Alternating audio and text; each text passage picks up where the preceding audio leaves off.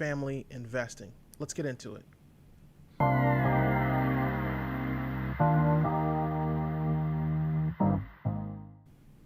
Steven, what's up, man? How are you today, sir?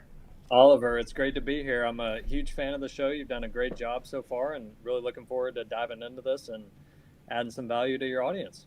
Hey, man, that's the way to get this podcast started. A little bit of butter never hurt anybody. Hey, that's fantastic, man. I appreciate you for watching and taking interest in the show. I really do appreciate those kind words. So let's drive. We're not even going to dive straight into multifamily because I want to make sure the audience knows who you are and something about you outside of the fact that you're military or as far former military. You are a multifamily real estate investor and just an all around good guy. I want to make sure you have the opportunity to kind of talk about yourself, and I'm gonna let the floor give to you. Yeah, so I guess I'd start by just saying that typical childhood. Grew up in a nice family home in Newnan, Georgia, and started in college. Started to gravitate towards the military route. Did ROTC. Then I spent some time in the military, 3 to 4 years as an Army officer, and Nice. during that time, I just kind of realized, learned a lot about myself as far as leadership, and what I may want to do in life, and just started realizing that military wasn't something that I wanted to do forever, and so Right. just kind of started thinking and kind of brainstorming on what those next steps might be. I ended up going into a corporate leader development program at CoreLogic, and it's Okay. CoreLogic is a company that revolves around the real estate industry, and so it really sparked that real estate that real estate interest. Mm-hmm. And right about the same time, real estate was really the top of mind for me as in terms of wealth creation. It was really something that started to become a passion and really started to blossom during that 2015 time frame. And so when you combine that with my savers mentality, I've always been a huge saver. I've been really into the if you're familiar with the fire movement, really passionate about, um, you know, creating that financial independence and working towards, whatever lifestyle or outcome you want to go to live. That was kind of all fuel to my fire for wealth creation in the form of real estate. So that's kind of really what led me into real estate. And Mm-hmm. then from there, 2015 through 2021, I've been really consistent with doing at least one real estate investment per year, Mm-hmm. which has kind of led me to where I'm at, actively pursuing multifamily investments. Nice, man. That's that's a that's a hefty little background there. That's not bad, man. That's fantastic. So let me ask you, man. Tell me a little bit because you mentioned the fires movement thing. Can you tell me more about that? Let's really give the viewers some value in that sense.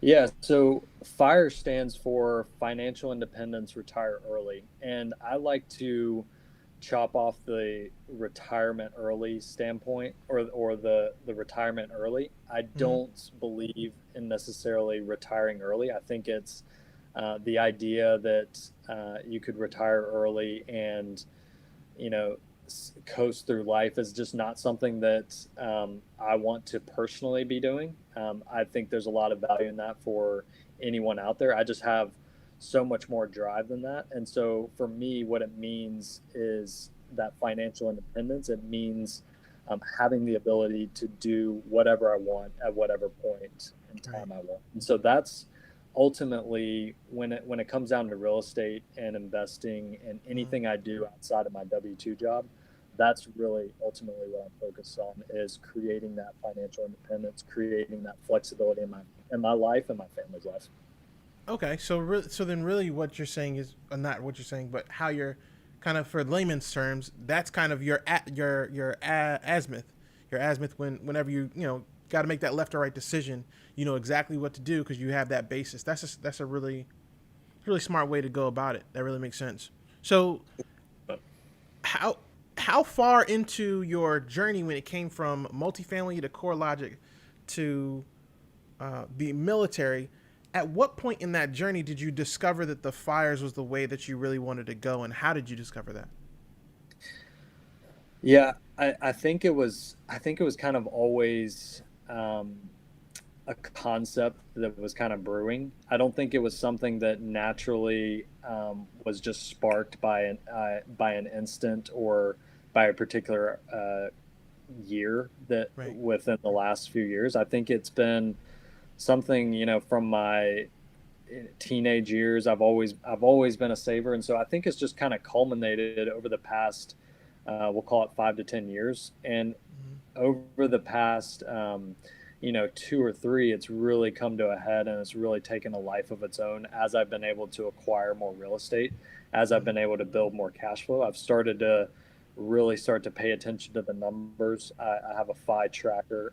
I have, how much cash flow I need per month in order to create that flexibility for my life. So I think it's just kind of over time, kind of taken a life of its own, and something Mhm. that's really started to materialize here the last few years. But to your point, you're totally right. It's a azimuth, it's a North Star.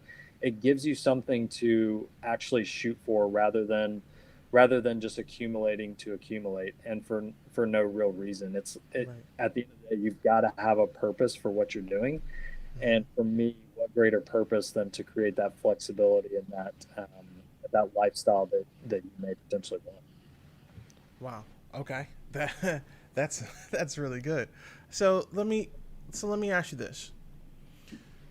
With your experience in leadership and your experience now in the multifamily realm, and as you said, you really started to pay attention to those numbers. As a leader, I know I find it sometimes difficult to teach others about how to watch their own money. What's your advice to those who are really trying to get a handle on what they're doing in life as far as the funding is concerned to be able to have the opportunity to invest? I think it first starts with making it as simple as possible. Um, Right. the when you think about real estate investments or other type of investments that and it sounds grandiose or it sounds like I can never do that. I think the easiest thing to do and the first step to do is make it as simple as possible. And for me, that first step is Mhm. to track what you're spending, to understand what you're spending. Just by tracking it alone, you'll be able to really understand where there are holes in your budget or where your money is going. Once you understand where your money is going, it doesn't mean to be completely frugal, to be cheap. There's a fine line between being cheap, but then also really watching what you spend for and making sure that you have a high savings rate.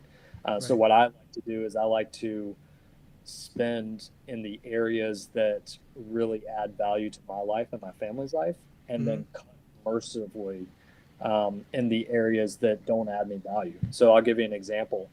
For me personally, having a nice car, you know, isn't some. I'm not a car guy. It's not something that adds a lot of value. I need Mhm. something that gets me point A to point B. So for me to put $20,000 into a car is just a waste. It's Right. just going to sit in my garage. So for me, I have a Honda Civic 2012. I could buy a Tesla if I wanted to, but I've Mhm. got a Honda Civic parked in my garage that, I'll probably drive for the next 10, 15 years, and my kids will have it. So I love it. I for me, I mean, I think that that's kind of the way to look at it is if you're a car person, find another way to cut and create and add value into your life where it makes sense. But for me, it all starts with that savings rate, because if Mhm. you're not able to effectively save and effectively build income that's not in retirement vehicles, you're never going Right. to be able to create those opportunities and be present in opportunities that may materialize. That's really great advice. I found, and I'm, we're both kind of from the same circles, so you've heard this particular thing I'm going to say, but what you pay attention to grows. And I've found that as I've started to really lock down on the numbers when it comes to what's coming in the house, what's coming out the house, where I'm investing, where I'm not investing, as I'm really holding on to those numbers, I'm seeing the numbers change because I'm paying attention to what's happening. I'm more cognizant that I don't want to have, let's say, a $30,000 bill every 3 quarters from eating stuff like food. It's silly, Right. right? So having the ability, like you said, to be able to track that is really paramount. So let's go on to some multifamily stuff. With those same principles in mind, how do you handle as you were starting? Because we all don't start in multifamily at the high spot. We start at the low spot, right? Don't know what you're doing. You're kind of flailing in the wind. How did you balance your money as it was coming in, as opposed to you taking that same money and spending it on training or mentorship or what have you to really master your multifamily? Yeah. So it's a good question, right? Because there's a lot of training and a lot of mentorship programs out there, and that was Absolutely. definitely one thing that I considered. For me, one of the things that drew to me was being a limited partner, and I thought it was a really good a way to get into the multifamily business, a way to get exposure, a way to get credibility, and a way to get experience. And Right. certainly, there's some hurdles with that. The first and most obvious is that it requires a $50,000 minimum buy-in. But for me, I felt like it was the right way to do it, Right. to get that experience, to get that exposure with a sponsorship group, to see what it's like to be a limited partner. For me, that was a critical step, because if I were going to have limited partners in my own deals one day, I wanted to be able to say and sit in that seat and know what it was like to be communicated with. What did I perceive of the sponsorship group when they sent out reports? What did I look at in the reports? What would have been helpful for me to view in the reports? What questions would I have? So that for me was a really eye-opening experience. And for the first 2 or 3 limited partnerships that I did, I asked a lot of questions, and the sponsors were really gracious, and kind of opened up the playbook a little bit to a Right. degree. And so for me, it was just a really good learning experience, and a good way to assimilate to the multifamily experience. One thing that I like to kind of point to is I usually like to fire, and there's a book by Michael Collins, Good to Great. I may be missing on the author's name there, but Good to Great. One of the concepts is fire bullets, not cannonballs. So I didn't want to go all in into multifamily unless I Mm-hmm. knew it was the right thing for me. And so that was a piece of the puzzle, was that limited partner engagement, to really understand if that was something that I wanted to do long term. Fire bullets, not Not cannonballs. cannonball.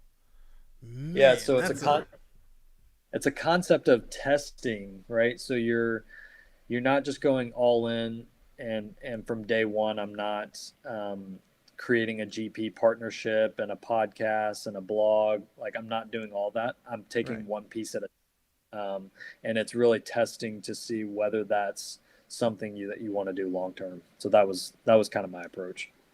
No, that's a good approach. I think it's interesting because it sometimes goes against what has been taught to most people who are entrepreneurs. What do we say? Ready, fire, aim. Right? You just start throwing stuff and seeing if it hits the wall.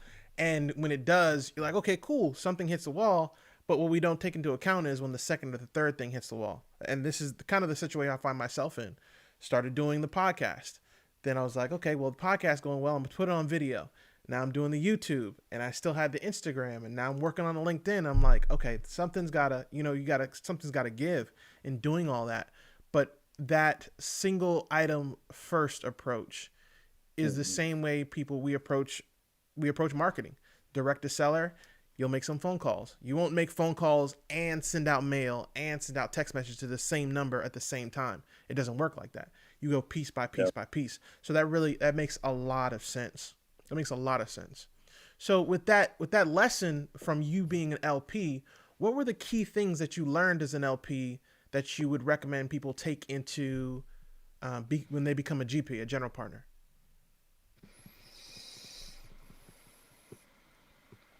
The first thing I would say, it's a good question. I think the first thing that I would say is the more communication you can have, the better. Um, a lot of times I see sponsors provide monthly reporting, right? So Right. there's you can either do monthly or quarterly.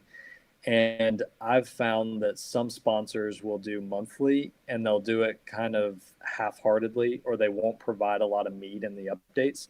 So then it just becomes a series of monthly updates that aren't Right. very substantial or substantive.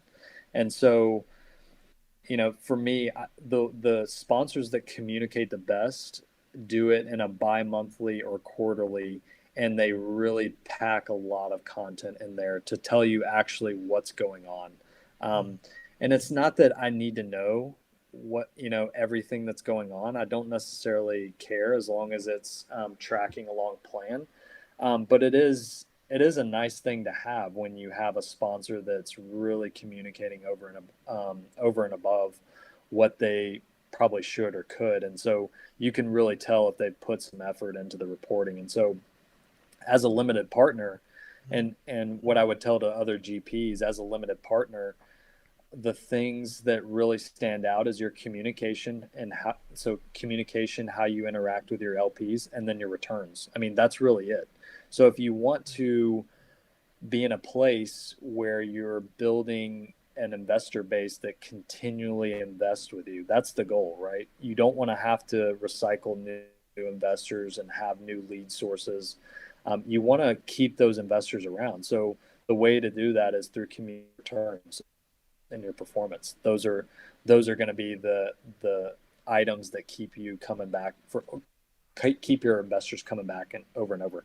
And so for me, if I'm looking at the LPs, I've been an LP in five and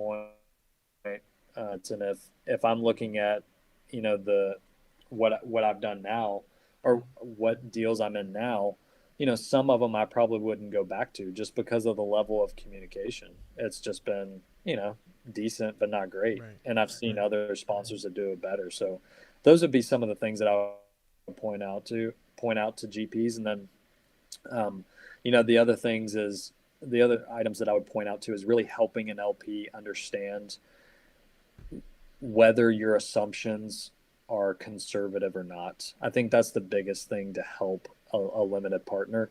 Mm. Ultimately, that's what a limited partner is trying to understand is how aggressive or conservative you're being. And so if you can help them by showing them how conservative you're being, and there's a few different categories, right, for that. That's number one, it's your pro forma rents and your rent growth assumptions. Those are the main drivers to any multifamily business plan. So if you're able to really articulate how you're being conservative in comparison to what you think you could actually achieve, huge advantage, and a huge confidence and trust builder for limited partners. I also look at, as a limited partner, I also look at the stabilization timeline. So what's their assumption? What types of rents are they assuming that they can achieve? Is it 150 or is it 300? Mm. And what's that timeline look like? Are we talking, do they think it's going to be 12 months, which is very aggressive, or do they think the business plan is going to take 24, 28, 36 months, which is very conservative? So those are the types of things that often I have to dig deeper on as a Mm. limited partner to understand. And by having to do that, I feel like I'm going to be much more prepared as a GP to really answer those questions and make sure that those are at the forefront of my presentations. Mm. That's so then the myth that people, and you'll hear this sometimes in some of the groups and some of the REAs and some of the multifamily meetups, is that some of the GPs will say, "Oh, you don't want to over communicate. You don't want to bug or annoy people." But based on what you're saying, it's not necessarily how often, but how much information you pack in that moment when you send something in. Correct? Yeah, 100%. I would rather have a quarterly report that was packed of information Mm. than a monthly report with minimal information and just kind of a routine update. I would rather have something that's less frequent in my inbox, but Hmm. I'm able to, when I actually sit down and spend the time to review it and review the numbers, Right. that I actually really gain something from it versus getting a half-hearted update. Okay, that makes sense. That makes sense. And speaking, a matter of fact, of numbers, the underwriting process, the old destructo underwriting process. I'd have to say this is, for those watching and listening, my thought process is that underwriting is the most difficult part of the multifamily piece, and this is just for me personally. And the reason I think this, Stephen, is because it's such a long and deep rabbit hole you can go down. You can get into taxes, you can get into insurance, you can get into what if a typhoon comes through? What if there's alligators falling from the sky? You can get into all kinds of great stuff in underwriting. For the people who are starting out though, it becomes a really really daunting thing to see. How are you able to deal with that underwriting piece, or even then have you dealt with the underwriting piece when it came to your investing process? Yeah, so first, before I answer that question, I think before you get to that, you really have to understand where you can add value to a sponsorship team. Um, Mm, there, there's there's a few pieces to the puzzle that need to be made in order to be an effective GP ownership team. One of which is, your experience, the credibility, being able to sign on a non-recourse loan, having the net worth requirements, the liquidity requirements, being able to raise, and then doing the underwriting and the acquisitions process. And so when I looked at that as a whole, and in fact, when I looked at that as a whole, I felt like my skill sets and what I could bring to the table at this point in time was the acquisitions piece, was the underwriting piece, right. because the other pieces are a little bit tougher, and those are the ones that I wanted to partner with.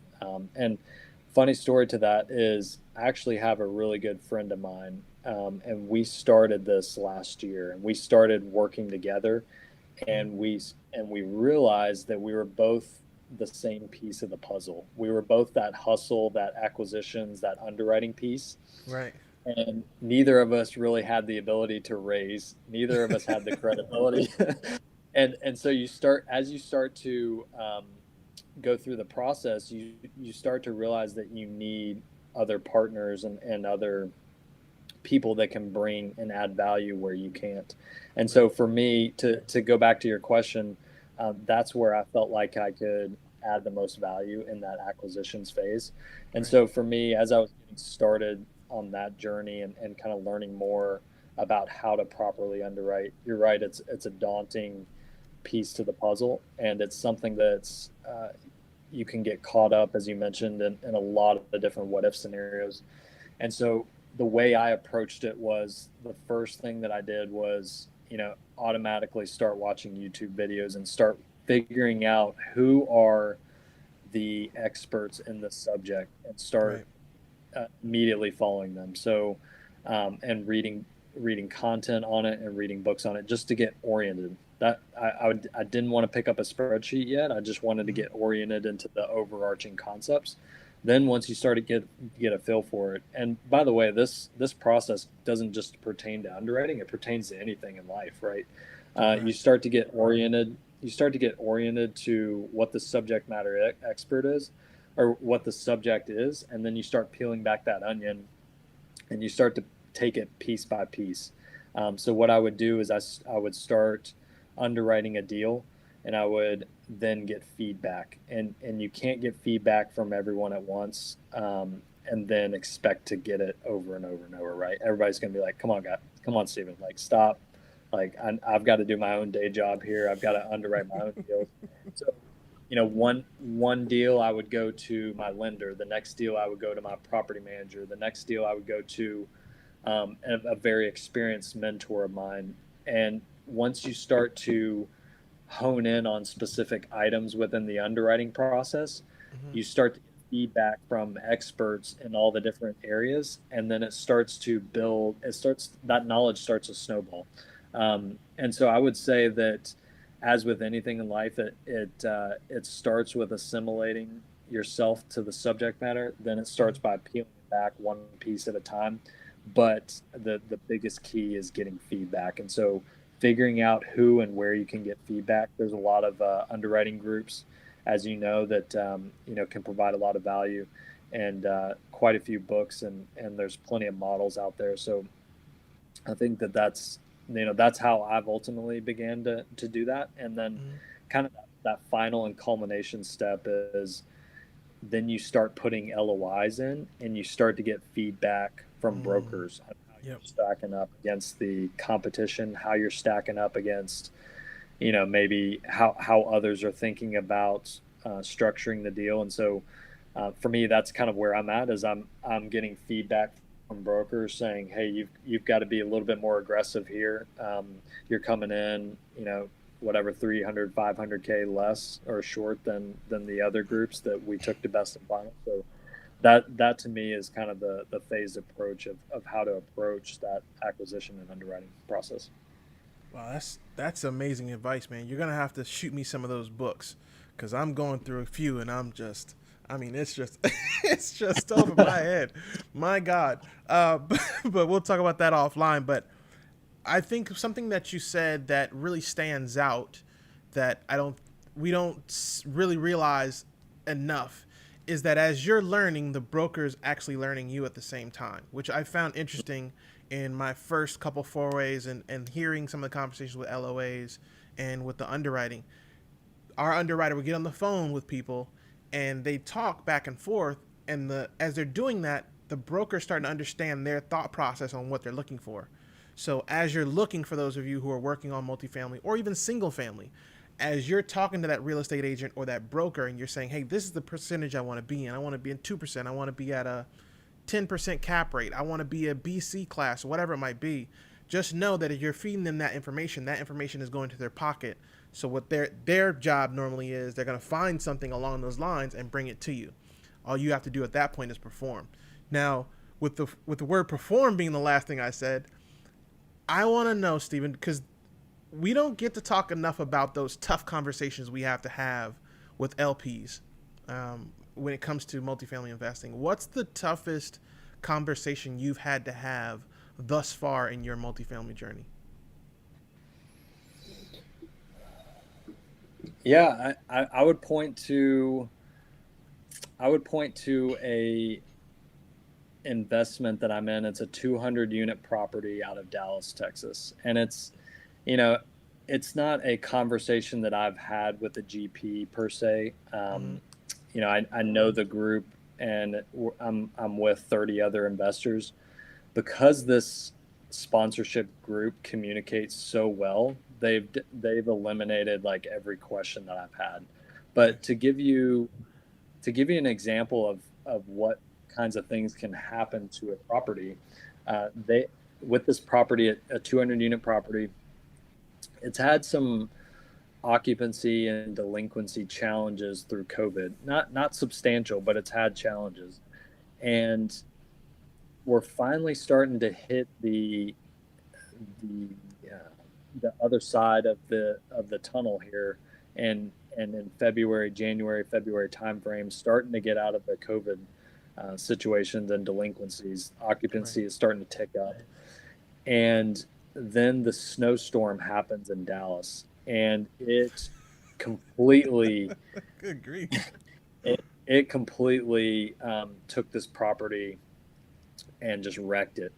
There was over $1 million worth of damages that happened, and so for the sponsorship group, we have reserve accounts, and with those reserve accounts, we had to front the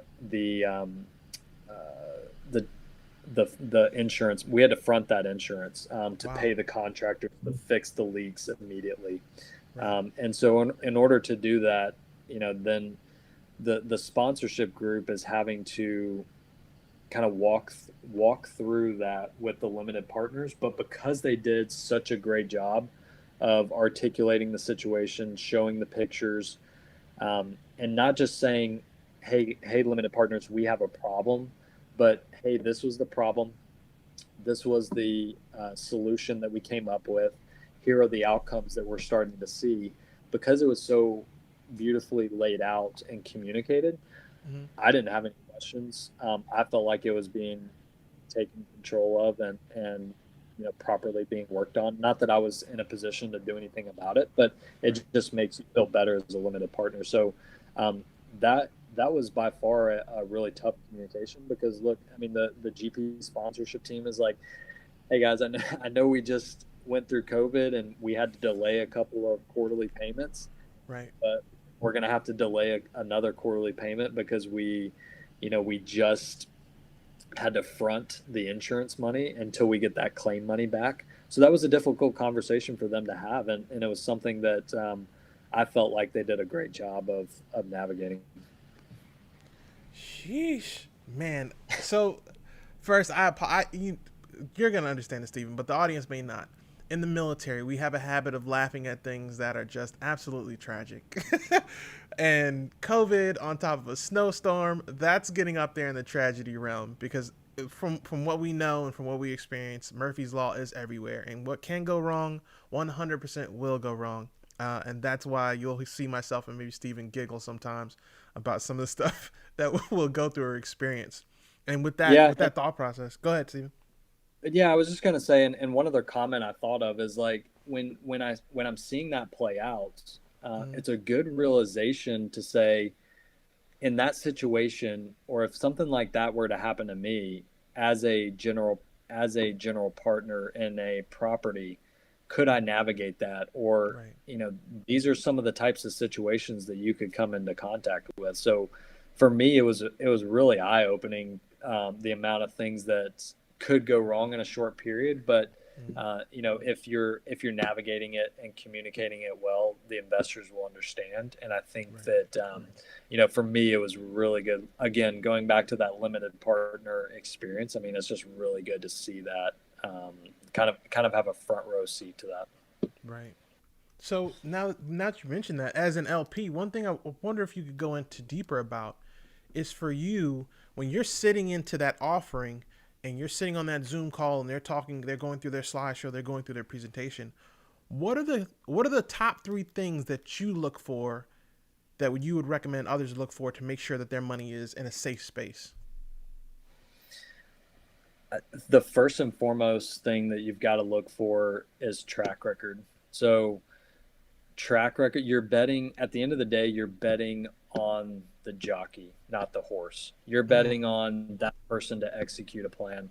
There are plenty of properties out there that are good opportunities, but if they don't have the right operator, if they don't have the right sponsorship team that or that can navigate a situation like that can fire their property manager if they have to, that can Right. make those tough decisions, you have to know that you're investing with the right person. And so whether that's track record or trust, it's one of the two. You can't do it without those. Second is then you start to look into the deal itself.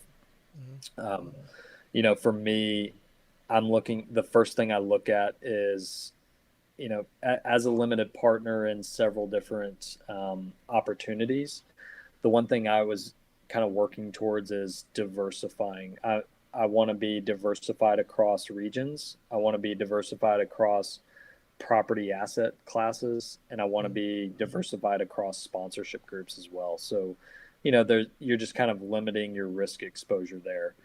So that's another thing I would think about. And then when also you're an LP, um, the next thing after that is you're looking at the return profile of the property. Does it fit what I'm looking for? Is it a 3 to 5 year hold? Is it a 7 to 10 year hold? What's the strategy? Is it designed to be a cash flowing property, like a sit on it type of cash Right. flow plan, or is it a value add driven business plan? So understanding that dynamic and what is your risk tolerance Mm-hmm. is probably the next phase. And then you start going into, what types of returns do I want to see on my money? Am I comfortable with a 14 IRR, or am I trying to shoot for something like a 17 or an 18 IRR? Right. What's that equity multiple look like? What type of cash flow do I want to see every month or every year? So I think those are the things to ask. Then from there, I mean, you can get into a whole different level of detail when you start asking, things that I mentioned earlier, which is understanding their business plan, understanding what's conservative, what's not conservative, and just really diving in from there. But those would be the ways that I would start to think about as an LP investor. And for me, knowing that and knowing having done that limited partner experience and knowing what I look for in a limited partner engagement, I feel like is going to make me a much better GP in order to be able to speak and talk to it, but then also when I'm on the acquisitions process and knowing what to look for specifically. Ooh, that's a great bit of information there, Stephen. Well done, sir. Well done. That's fantastic. That's information people can actually take and use and be dangerous with. So I know you're tight. You got things to do in life, and I don't want to suck up all your time. At least not this time. We're probably gonna do another one because I do want to talk about at some point leadership with you and your thought process in that and how it applies to what you do now, and even then how you intend on using that as you go forward. But for now, I'm gonna be very respectful, and we're gonna we're gonna hit to the closeout section. And the closeout section is I ask two questions every time, all the time. The first question is a troop to task, and what this troop to task is you give the listener one thing they can do to start their path down the same path that you've already taken in their investment journey. The first thing that I mean, this may have been cited by your other guest, but the first thing that I would do that I would recommend to anyone is find your North Star. So what are you actually trying to achieve when you set out to, invest, create a business? What is it that you're trying to achieve? Are you trying to achieve financial independence? Are you trying to achieve being able to break away from your W-2 job? What is it that you're trying to do? So I would first start to think about those, that type of burning why for yourself. Because if you don't have that, if you're not dead set on your why, when everything else starts to not go your way, when things are getting too tough, when it's difficult to wake up at 5 a.m. and underwrite properties, when that going gets tough, it's going to be really difficult to get to that next level. Because oftentimes when you're kind of running up against a roadblock, and I've found this over and over and over with my investment career, is when you're starting to run into a roadblock and you're starting to feel like you're not going to be able to attain that goal, you're hitting up against a resistant point. You're almost there. You're almost there, and you have to keep going. You have to keep pushing, and you have to buckle down on your consistency, and you have to buckle down on your discipline. And if you do that and you keep showing up every day and you keep giving it all, you keep getting 1% better, you're going to break through. And it happens time and time again. And if you don't have that burning why, like if you don't have that reason to do it, you're not, it's going to become easy to break away from it. It's going to be an excuse. You're not going to have that extra to get you over the hump. So that would be my kind of troop to task, if you will, is really identify what in life, what you want to get out of it, and what's that burning why for you. I like it. I like it. That's really great advice. Our next question is, what question do you wish you were asked more often, and what's the answer to that question?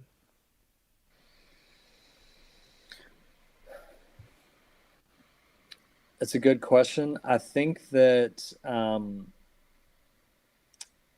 for me, I would probably point to LinkedIn. I would probably say I would like to be asked more why I'm so engaging on LinkedIn or why I post so much on LinkedIn, because And the answer to that is because it's all wrapped around my personal branding. Um, you know, Ooh. uh, for me, it's something that I looked at for a long time, and I thought, no, I don't want to post. I don't want to be outgoing, like, because everybody in my company will see it. Everybody that I know that I'm connected with on a professional level will see it, and what will I they know that think? feeling. And it starts to become this like psychological barrier. But I started watching other people that were very active on it, and I Mm-hmm. started following a couple of folks in particular that actually offered masterminds and coaching on it. And I kind of took that leap of faith to kind of put that as a priority for myself in 2021, and it's paid dividends in the amount of connections and the amount of people that I met. Heck, I think we met on LinkedIn, and so Yep. it's just been a huge driver into the growth that I've had this year. I've started co-hosting an Atlanta family, or excuse me, an Atlanta multifamily investor meetup, Nice. in-person meetup, and a lot of that stemmed from LinkedIn and what I was doing on LinkedIn, and I think it's just created a lot of open doors. And there's a lot of techniques to do it and do it correctly. But I think for me, um, if I'm looking again, going back to that burning why and what I want to do later in life, Mm-hmm. I'm a real estate investor. I love it. I'm passionate about it, and ultimately, that's all funneling into a brand that I'm working to build for later in life. Love it. And it's a long term game. You've got to be just like real estate. You got to be committed for the long haul. You have said nothing but the truth, my friend. That is nothing but the absolute truth. And just hearing you talk about branding, I got a little excited. So before I get too excited, I wanted to say, man, thank you so much for coming on today. Thank you for being a part of the podcast. Thank you for coming on live and being in front of this wonderful and beautiful audience that I can't see, but I'm sure they can see us. Um, I want to make sure you had the ability to put your information out. So if you could please give your information out, let people know how they can get in touch with you and get a hold of you. Yeah, so the best way to reach me really is LinkedIn. So it's Stephen Quesinberry, and then my email address is stephenquisenberry9@gmail.com. And yeah, those are the two best places to find me. If you're in Atlanta, would love to have you come out to our in-person meetup. We've got a monthly meetup that we're doing every third Thursday, so would love to have you out there. And yeah, always looking to collaborate, looking to talk to other investors, see what they're doing. Love hearing different perspectives, and yeah, I appreciate you having me on, Oliver. It was a blast. And speaking of personal branding, I might have to get some tips for you with that background. I mean, dang, I've it's got you looking good. covered, my friend. I've got you covered. I'm working on some things. I'm working on things. I've got you covered. Ladies and gentlemen, I've been Oliver Perry. This is Stephen Quisenberry. We thank you guys so much for tuning in, taking a part. We hope you enjoyed. We hope you got some value. Please feel free to reach out to Stephen, and you can even reach out to me at the Oliver Perry on IG, as well as just Oliver Perry on LinkedIn. Sorry, just Oliver Perry on LinkedIn and YouTube as well. So thank you so much again. Remember, you're better than you were, but you're not half as good as you're gonna be. We'll see you next time.